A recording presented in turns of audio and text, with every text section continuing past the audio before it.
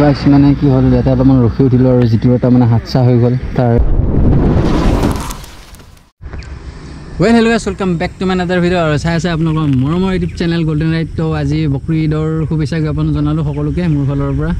তো আপোনালোকে কোনে কোনে ঈদ কেনেকুৱা চেলিব্ৰেট কৰি আছে সেইটো জনাব কমেণ্ট বক্সত। আৰু মই গৈ আছোঁ আজি এটা জেগালৈকে, ক'ত গৈ আছোঁ আপোনালোক দেখুৱাইছোঁ। তাৰ আগত মই যাব লাগিব, মই মোৰ লগৰকেইটাক লগ কৰিব। তাৰপিছত আপোনালোকক গোটেইখিনি ভিডিঅ'ত দেখুৱাই আছোঁ। বলক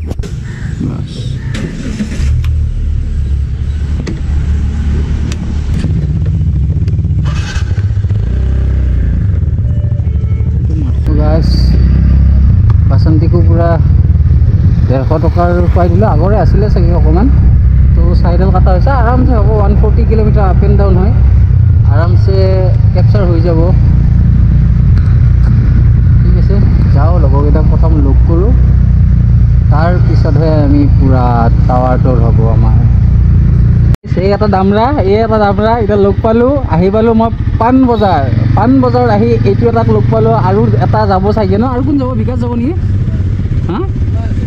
গাইছ মানে এই আৰু এজন ৰখি আছিলোঁ, বহুত দেৰি হৈ গ'ল, 1 ঘণ্টাই লেট অলমষ্ট। তো এয়া ভাইহঁত যাই আছে আৰু এইজন ভাইক ৰখি আছিলোঁ, বহুত দেৰি হৈ গ'ল। তো যাওঁ এতিয়া আমি প্ৰথম জালুকবাৰী যাওঁ, জালুকবাৰীৰ পৰা এনেকৈ আমি পলাশবাৰী হৈ যাব লাগিব। য'লৈকে যাই আছোঁ গৈ আপোনালোক দেখাম ক'ত গৈ আছোঁ। জালুকবাৰীৰ পৰা আমি এতিয়া যাব লাগিব ৰাইট ছাইড, মানে আজাৰ ৰাজগড় লাইনটো নেশ্যনেল হাইৱে হয়। তো আমি এইটো ৰাস্তাত দি যাব লাগিব এতিয়া। তো গাইছ এইটো ৰাস্তা মানে ৰাইটত যায় আপোনাৰ পলাশবাৰী। তো পলাশবাৰী হৈ নাযায়, ইফালে চাগে যাব পাৰি এনেকৈ, ভিতৰত ৰাস্তা কানেক্ট হয়। তো আমি চিধাই দেখুৱাইছোঁ মোৰ মেপেদি, আৰু দেৰি হৈছে ন বেছি, আৰু জোট জেঙা কৰি থকা নাই। তো ইফালেদিয়ে যাওঁ, বিকাশ ভাইয়ে মানে লোকেশ্যনত চাই আছে, ইফালে দেখুৱাই আছে। তো ইফালেদিয়ে গৈ আছোঁ আৰু বলক। আৰু বেছি দূৰ নাই চাগে, দূৰ নাই বুলিহে কৈছোঁ, কিন্তু দূৰ আছে, ভালেখিনি দূৰ আছে।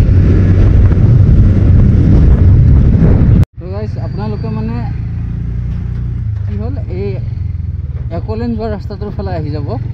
একলেণ্ড গাইছ কি হয় জানেনে, চিটিৰ পৰা ওলাই আহি কিনে এটা চকুনে বেলেগ। এতিয়া মানে চিটিত থাকিলে যিডাল গৰম, ঘেং গৰম এডাল থাকে ন, সেই গৰমটো মানে ইফালে নাই। মানে এইবোৰ মানে কি, এতিয়া আমি য'ত গৈ আছোঁ, মই জেগাখিনিৰ নাম কৈ দিওঁ, বাৰেগাঁও নে কি বুলি কয়, বাৰেগাঁও, য়েছ বাৰেগাঁও। এয়া ব্ৰহ্মা বিষ্ণু মহেশ্বৰ তিনিখন আহিছে। কিন্তু স্পীড ব্ৰেকাৰ আছে দিয়ক বাপৰে, আচৰিত স্পীড ব্ৰেকাৰ আছে, আগতো আছে।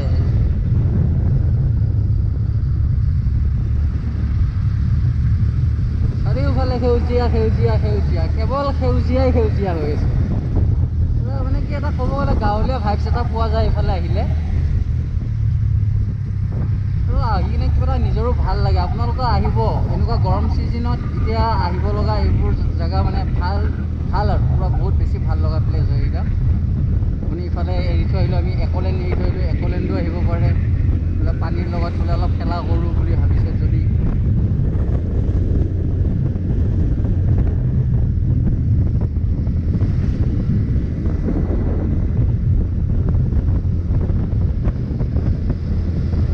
খুব ধুনীয়া এইবোৰ হিলছ। আৰু আমাৰ চাগে আইতাই ধুনীয়াকৈ আপোনাৰ জাকৈ মাৰি আছে। এই পোৱাটো কিবা মাছ পাইছানে নাই? পইচা তো গাইছ আপোনালোকে সেই ৰাস্তাটোদি আহি কিনে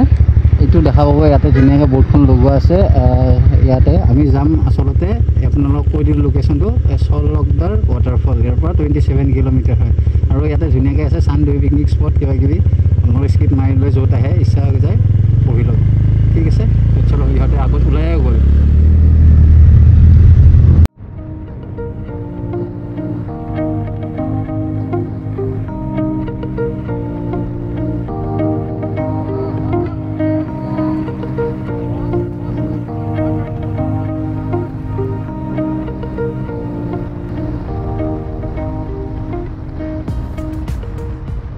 নাই পানী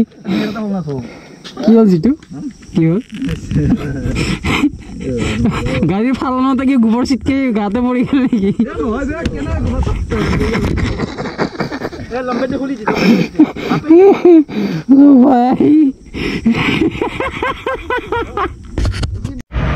মানে কি হ'ল ইয়াতে অলপমান ৰখি উঠিলোঁ আৰু যিটো এটা মানে হাদচা হৈ গ'ল তাৰ এইয়া ভৰিত অলপমান মানে গৰুৰ গোবৰ লাগি গ'ল মানে তাৰ টেনশ্যন হৈ আছে বাছ মাৰি আছে বোলে বিকাশ কি হ'ল তাৰ একো নাই মই তাতে ধুই দিবিছো মানে মই গম পোৱা খালি গোবৰ খেতি ইয়াতে মানে ধুনীয়াকৈ বজাৰ চজাৰ বহে ডাঙৰ বজাৰ হয় বহুত বেছি আৰু ইয়াতে এটা বস্তু মই দেখিছোঁ ভাল লাগিছে মানে এই ফৰেষ্ট এৰিয়া হয় ন তো ইয়াতে কি ধুনীয়াকৈ আপোনাৰ লাইনক লাইনে শাল গছৰ বাগান আছে চাই ভাল লাগে কিবা এটা বহুত বেছি ইমান ধুনীয়াকৈ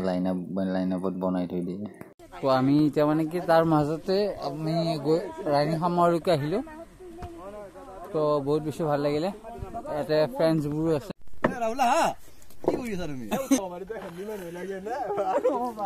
এই আমাৰ যিটো নাও বৈঠা মাৰি আছে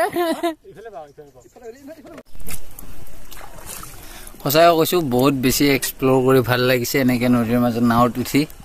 তো আপোনালোকে ইয়ালৈকে আহক ৰাণী খামাৰ যদি কেতিয়াবা মন যায় ইয়াতে নাৱৰীয়া পাই যাব আপোনালোকে তো ধুনীয়াকৈ এনেকৈ এক্সপ্ল'ৰ কৰিব পাৰে আৰু আমাৰ এয়া পাণ্ডুৱাছ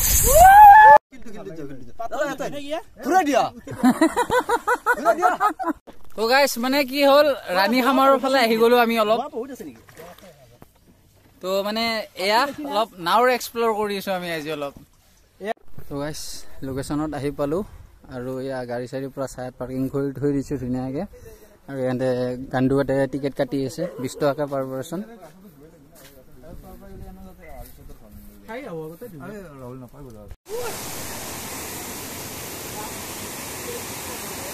তো গাইছ ৰাণী খামাৰৰ পৰা আহি আমি এই ৱাটাৰফলটো লুকুৱাই আহিলোঁ যিটো চকলেণ্ডৰ ৱাটাৰফল বুলি কৈছিলোঁ তো চাওক নাজাৰা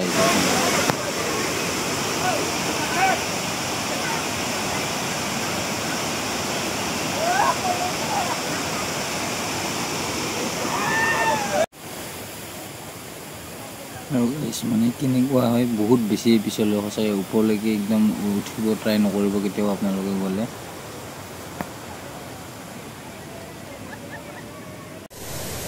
তো গাইজ বহুত টাইম থাকিলোঁ ইয়াতে তো ইয়াৰ পৰা যাব ওলাইছোঁ এতিয়া তো বহুত বেছি ভাল লাগিলে গাইজ মানে কি ইয়াতে আমি ৰখিলোঁ যিটো ভাইৰ গাড়ী বেয়া হৈ গ'ল আৰু আমি ইয়াতে পৰঠা খাব সোমাইছোঁ খুব বেছি ভোকো লাগিছে এই বিকাশ ভাইয়ে পৰঠা খাই আছে আৰু যিটো আৰু আমাৰ দীপাংকৰ ভাই তাতে আছে বৰ্তমান সিহঁতেও কিবা পৰঠা অৰ্ডাৰ দিছে চাগে মেবি তো নাজানো তো এতিয়া জল্দি জল্দি খাই লওঁ তাৰপিছত বৰষুণজাক যদি কমে তেনেহ'লে লাহে লাহে আমি গুৱাহাটীৰ ফালে ৰাওনা হওঁ কাৰণ ইয়াৰ পৰা মেক্সিমাম আপোনাৰ 69 কিলোমিটাৰমান হয় তো ইয়াৰ পৰা যাব লাগিব উপায় নাই আৰু কি ভাই এইটোৱে বস্তু তো চবৰে বেছি টেনশ্যন হৈছে আমাৰ জিতু ভাইৰ কাৰণে উপায় নাই আৰু তো ফেচ কৰিব লাগিব যিহেতু লগত আছোঁ আমি তো ছাপোৰ্ট কৰিবই লাগিব ভাইকেইখিনি তো ভাইৰ গাড়ী এয়া দেখিয়ে আছে আমি এতিয়া পৰঠাটো খাই লওঁ তাৰপিছত দেখা যাব কি হয় তো গাইজ দেখিছে কিমান বৰষুণ হৈ আছে তো জিতু ভাইৰ মানে গাড়ীখনৰ পৰা ওলাইছে এতিয়া আমি মানে কি হ'ল এই ৰচা দি কিনে গাড়ীখন টানি আছোঁ এই NSখন টানি আছে আপোনাৰ এই আমাৰ দীপাংকৰ ভাইয়ে টানি আছে MT-খন এৰি কিনে তো এয়া মোৰ বাচন্তি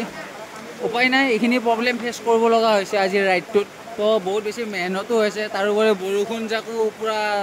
দিও আছে তো উপায় নাই ভাই টেনশ্যন লৈ আছা নেকি হা টেনশ্যন একো নাই ব্ৰ আমি আছোঁ ন অকলে থাকিলে টেনশ্যনটো বেছি কিন্তু টেনশ্যন আমি আছোঁ না আৰে গাড়ী বোলা বস্তুটো চুনা লাগিব সেইটো কোনো প্ৰব্লেম নাই কাৰণ গাড়ী য'তে ত'তে বেয়া হ'ব পাৰে ভাই একো নাই টেনশ্যন লৈ থাকিব নালাগে আমি আছোঁ না জিকিছোঁ অলৰেডি আমি জিকি গৈছোঁৱে টেনশ্যন নাই বাৰু কিন্তু গাড়ীখন ঠিক হ'ব লাগে যাতে আমি জল্দি জল্দি যাই পাওঁ ইয়াৰ পৰা এক্ৰছ 70 কিলোমিটাৰে হয় তো আমি যাব লাগে জল্দি জল্দি ইয়াৰ পৰা ইমান লাহাকে পৰোঁতে হেণ্ডেলডাল ভাঙি গৈছে ৰে তাকেতো সি একদম কিটিংকে লাহাকে বসছে সি মানুহটোৱে একো দুপে পোৱা নাই জোৰে পড়লেও বেলেগ কথা বোলে জোৰে হঠাকে বসছে ভাঙি গেছি বেলেগ কথা কিন্তু ইমান লাহাকে পড়োঁতে হেণ্ডেলডাল ভাঙি যায় গেছি তো গাইছ ঘৰ আহি পালোঁ আৰু আজিৰ ৰাইডটোৰ দৰে মানে কি ৰাইড হোৱা নাই আচলতে বহুত বেছি মানে কষ্ট বহুত প্ৰব্লেম ফেচ কৰিব লাগিছে তাতে আমাৰ জিতু ভাইৰ মানে কি হ'ল আহোঁতে আপোনাৰ ডিস্ক কেবল বা কিবা হ'ল প্ৰব্লেম হ'ল গাড়ী মানে পিক আপ নলয় তাৰপিছত হৈ গ'ল আপোনাৰ তাৰপিছত আহি কিনে মানে আমাৰ দীপাংকৰ ভাইয়ে তাক গাড়ীখন টানি লৈ আহিছিলে ৰছী এডালেৰে তো কি হ'ল আহি কিনে সি আগত চাওঁ যে সি গাড়ীখন এনেকৈ ৰাইট চাইডে আপোনাৰ পৰি গৈ কিনে তো তাৰ হেণ্ডেলটো ভাঙি গ'ল তো কাষ্টমাৰৰ মাল আছিলে তো সেইটো ভাঙি গ'ল তো বহুতখিনি প্ৰব্লেম ফেচ কৰিব লাগিছে আজি মানে কি আমি আহি পাব লাগে আচলতে 6টামান বজাতে কিন্তু আমাৰ হৈ গ'ল 8:30 9টা বাজি গৈছে ঘৰ পাওঁতে তো বহুতখিনি প্ৰব্লেম ফেচ কৰিব লগা হৈছে আৰু এনেকুৱাতে মানে কি যিমানখিনি আমি দিনটো বাৰু আমি ধুনীয়াকৈ এনজয়মেণ্ট কৰিছোঁ কিবা কৰিছোঁ সেইখিনি বস্তু বহুত ভাল লাগিছে কিন্তু আহাঁতে যিখিনি প্ৰব্লেম আমি ফেচ কৰিব লগা হ'ল ন সেইখিনি প্ৰব্লেম মানে আচৰিত পালোঁ আৰু আহাঁতে তাতে আকৌ বৰষুণ জাকো পাই গ'লোঁ তাৰ মাজত তো বহুতখিনি মানে কি উগুল থুগুল হৈ আছিল তাৰ মাজত তো আৰু জিতু ভাইৰ গাড়ীখনো আমি তাৰপিছত য'ত বেয়া হ'লে আপোনাৰ চাৰলিংগ ৱাটাৰফলৰ পৰা মেক্সিমাম ধৰক 20 কিলোমিটাৰমান আগত আমি আহি কিনে এখন গেৰেজ পালোঁ তো গেৰেজৰ আগতে মানে তাৰ বাইকখন পৰি গৈছিল তো কি হ'ল আমি মানে গাড়ীখন তাতে থৈ আহিলোঁ যে কাৰণ আনিব পৰা কোনো কণ্ডিশ্যন নাছিলে যে এনেকৈ লৈ আহিম আৰু ইমান দূৰ ৰাস্তা মানে সন্ধিয়াও হৈ গৈছে তো ৰিক্সি হৈ যায় তো সেইটো কাৰণে অনা নহ'ল তো ভাই এতিয়া অহাকালি চাগে যাই কিনে গাড়ীখন লৈ আহিব বুলি ভাবিছোঁ কি বা কৰে গম নাপাওঁ তো আৰু মানুহজনেও কৈছিলে যে মেকানিকজনে মানে মিৰ্জালৈকে মানে ভাইক গাড়ীখন দিব আহিব তো মই তাক সেইটোৱে ক'লোঁ ছাজেষ্ট কৰিলোঁ যে তুমি এইটো কৰিলে বেছি বেটাৰ হ'ব তো ভাইও সেনেকৈ কৰিলে এতিয়া অহাকালি কি কৰে ভাইয়ে লৈ মানে কি মিৰ্জালৈকে আনি দিব বুলি ক'লে তো তাৰ পৰা ভাইয়ে পাৰ্চেছ কৰি ল'ব গাড়ীখন তো আজি মানে ভিডিঅ'টো ইমান খাচো নহ'ল মোৰ নিজৰো ভাল নালাগিল কাৰণ দিনটো এনজয়মেণ্ট কৰি লাষ্ট টাইমত যিখিনি প্ৰব্লেম ফেচ কৰিলোঁ বহুত বেছিয়ে বেয়া লাগিছে আচলতে দিনটো যেন এনেই গ'ল এনেকুৱা অনুভৱ হৈ গ'ল হৈ যায় বাৰু কেতিয়াবা প্ৰব্লেম এনেকুৱা হৈ যায় কিজানি দূৰত হ'ব লগা আছিল ওচৰত হৈ গ'ল সেনেকুৱা আৰু মানে আমি গুৱাহাটীৰ পৰা গৈছিলোঁ 70 কিলোমিটাৰ দূৰত আচলতে তো সেইখিনি প্ৰব্লেম আমি ফেচ কৰিছোঁ আজি তো একো নাই এনেকুৱা সৰু প্ৰব্লেম হৈ থাকে বাৰু তো ভিডিঅ'টো আপোনালোকে চালেই চাগে তো যদি ভাল লাগিছে ভিডিঅ'টো তেনেহ'লে লাইক শ্বেয়াৰ ছাবস্ক্ৰাইব কৰি দিব আৰু যাতে পুনৰ নতুন এটা ভিডিঅ'ৰ নটিফিকেশ্যন আপোনালোকে সোনকালে পাই যায় আৰু কি ক'ম আৰু ভাল লাগিলে লাইক কৰিব ভাল নালাগিলে ডিছলাইক কৰিব তো বাই বাই তব তক के लिए